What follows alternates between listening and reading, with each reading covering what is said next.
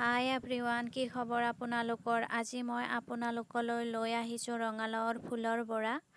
ৰঙালাওৰ ফুলৰ বৰা বনাবলৈ অতি সহজ আৰু অতি কম সময়তে বনাব পাৰি।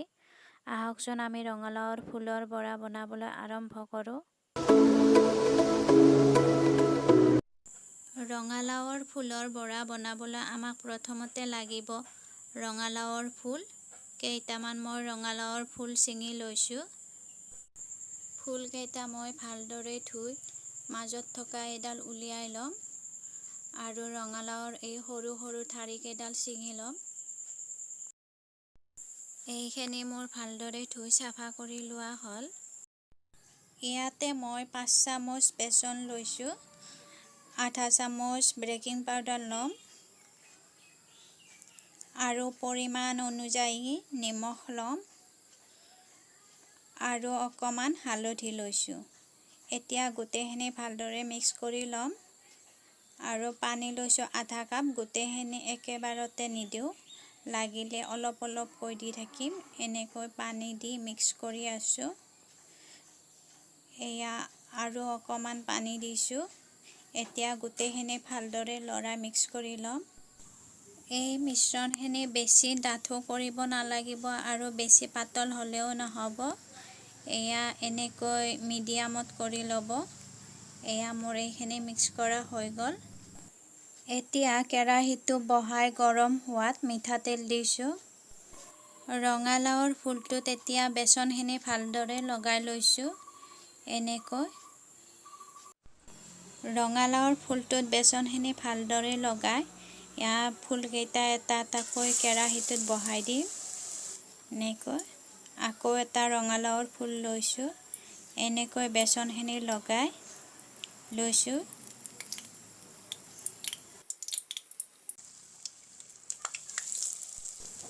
এতিয়া ৰঙালাওৰ ফুলৰ বৰা দুটা ফাল এনেকৈ ওলোটাই ৰং যোৱা হোৱালৈকে ভাজি ল'ম আৰু গেছৰ জুইটো মই কমাই লৈছোঁ।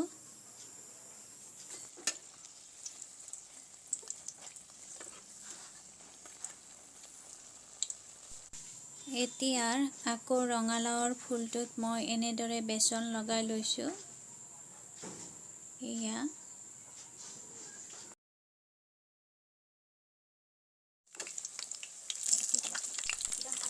গোটেইকেইটা বৰা এনেকৈ ওলোটাই ৰং যোৱা হোৱালৈকে ভাজি থাকিম।